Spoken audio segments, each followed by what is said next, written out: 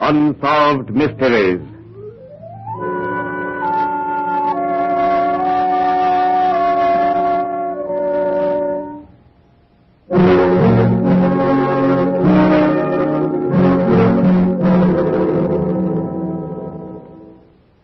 Tonight's Unsolved Mystery deals with the saving of life rather than the loss of it. It is one of these true happenings which account for the fact that sailors, no matter what nationality, are vastly more superstitious than landlubbers.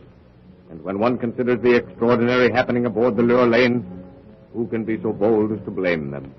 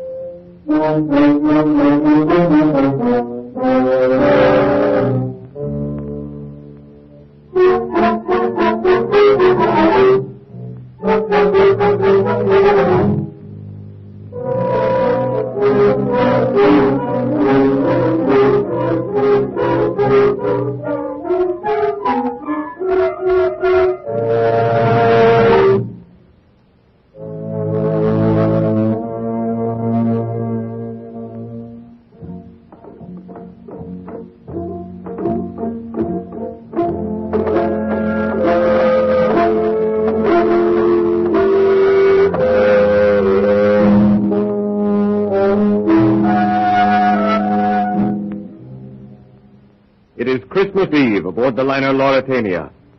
Heavy seas and raging gales have buffeted the ocean greyhound since she left Portsmouth. And now, 8 hours late, she is still 17 hours sail out of New York. Driving sleet whirls along the decks. The dismal blasts of the siren cut through the fog.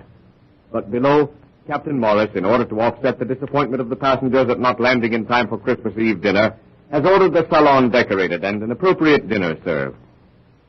Dinner is over, and the captain, genial, a trifle portly, but every inch the captain, is entertaining a select group, including the ship's senior officers, at the much-envied captain's table. Oh, I think you've done splendidly, Captain Morris. Why, the salon looks as though you've been preparing for Christmas festivities for months. Thank you, Miss Vanborough. But most of the credit belongs to my very able first officer. He is the genius who discovered that palm leaves and a pair of scissors can be used to turn out a very presentable synthetic holly. And the holly berries? Mac, the chief engineer, thought of that. Red beads from a shipment out of Yokohama. Well, I, for one, am not disappointed at not landing. I'm enjoying myself immensely. Yes, I noticed that you are. And I should think my first officer is, too. Oh, now you're teasing. Tell me, though, Captain, in spite of all the festivities, aren't you nervous away from the bridge? No, not a bit of it. I have a very capable officer on watch, and with wireless and everything. But the Titanic had wireless, too, Captain. Quite true. But not a wireless compass, not radio beacon. And not Captain Morris's guardian in the unseen world. No, Mac. Well, it's Christmas Eve. It's a true story, and the captain tells it very well indeed. Please tell us, Captain Morris. Well, I want you to understand something, all of you. Mac here was chief on the Lure Lane when this happened. Mr. Johnson, the first officer, was second officer of the Lure Lane, and Sam Benson, our present chief wireless operator, was also operator on the same ship. And it was a night pretty much like this. Howling gales, mountainous seas. Johnson's hands were numbed from hanging onto the siren cord.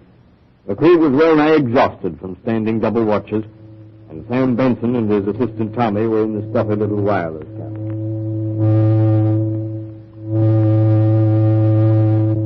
Boy, what a night this is.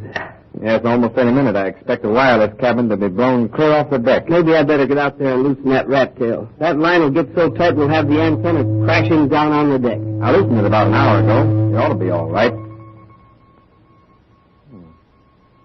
The Aquitania. About 100 miles out of New York. How would you like to be the chief wireless aboard that floating palace? A night like this, I feel a fellow's a fool to ship on any kind of a boat. Well, we're not as bad off as poor Mac down there in the engine room. Every time we roll, the water all but touches the fire bars. And I suppose the siren's using all his steam. The old man still on the bridge? Yeah, he hasn't left except for a cup of coffee for 2 days now. First mate's still up there, too, Yes, they're both standing there hanging onto the rail and getting their faces cut to ribbons with that fleet. Why don't you take off the earphones and throw the set onto that new speaker I built? On a night like this, I'm afraid to. Anything might happen. Some poor devil will smash into an iceberg and we wouldn't be able to pick him up. You worry too much. That speaker will give you everything you can get on those old phones. Get a weak signal and try it. All right. See that? What did I tell you? It's a pretty nice job, all right. Sure, and your ears won't be ready to drop off from carrying those phones for 8 hours at a stretch. You'd better try and get some sleep. Another day of this, and I won't be able to keep my eyes open, even if the blooming ship goes down. All right. See you in the morning if you're still... Listen. Am I crazy? Derelict on your port bow. Oh, that's what it said. Hang on. I'm going to the bridge. Wireless for you, Skipper. Derelict on your port bow. What's that, Bart? Derelict on your port bow. Throw the wheel over. Hard to starboard. Take it through, sir. Full speed aside. There it is! We're right on it. Lay on the wheel. Lay on the wheel. Get the carpenter below. See what's damaged. You must have ripped half the bottom out of it. All hands to both stations. I send an SOS, sir? Wait for the carpenter's report. Yes, sir. What the name of all creation, Captain? Derelict, mate. I thought he'd run aground. Up in the earth, tore the engine out of its dead flesh. He's all right, though. I sure do. Now, we just might as well go below to that inferno of mine again. Man alive. Of all the engine rooms I've been in, that one is one of the worst. You can thank your lucky stars for that wireless message. Unless you'd be on your way to the bottom instead of the engine room. What wireless message? A wireless warning us about that derelict. If we hadn't received that, we'd have plowed square smack into her. Wireless? Wireless? Yes, what's wrong with you, There's man? nothing wrong with me. What's wrong with you? How could you get a wireless message warning you about a derelict? What was that message exactly, Sparks? A derelict on your port bow. How could any other ship tell you that you had a derelict on your port bow? Good Lord, you're right, Mac. I never thought of that in the emergency. How could any ship, unless it was just a few feet from you, as close to the derelict as you were? All right, Mac. What ship sent that message, Sparks? He didn't give any name, sir, or call letters. But maybe you know the operator. His name is Watson. Watson? Watson, you say? Yes, no mistake about it. It's Watson. Why, sir? What's wrong, sir? You're looking white, sir. Watson? Watson was my operator on the Acasta. He was washed overboard and drowned a year ago tonight.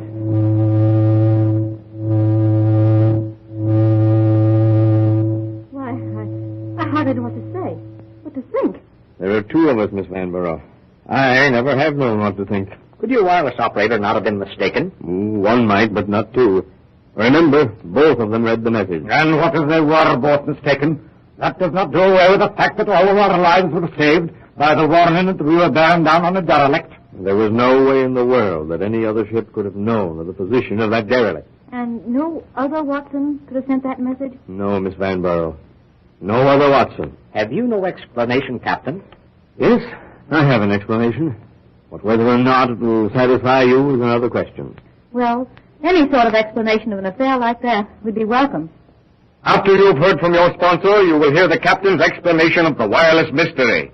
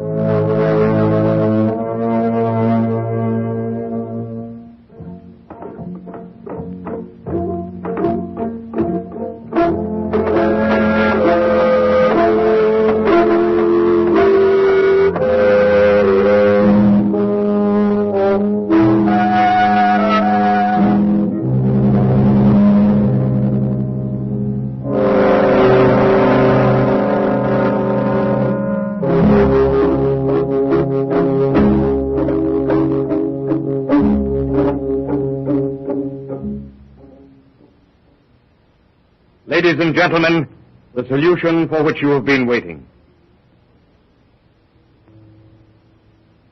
In attempting an explanation of a thing like this, you must make certain concessions. Such as, Captain? Well, that Watson, for instance, snatched away from life without warning, without any preparation for death, would, in his spirit form, find himself in a realm where he would find it hard to adjust himself. In other words, Watson would still be hankering after the friends and associates he had left behind him on Earth? Right, Miss Vanborough. Since we know nothing of the beyond, we must make certain surmises.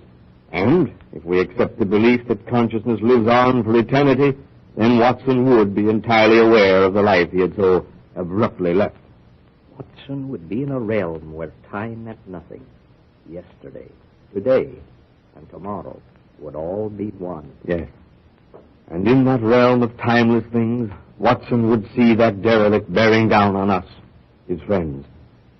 Who knows what agony of mind he went through, trying in desperation to reach some mind in sympathy with his, seeking some way to warn us of the danger impending. I've thought of it. Imagine that disembodied spirit, somewhere out there, moaning to itself in its anguished inability to warn us. I must warn them. I must. I've tried to get their minds in tune with mine. If only I could get Spark's attention. That's an idea. To find a wireless operator, half asleep at the key. One who could tap out a warning. He'd never even know he'd done it. That's it. That's it.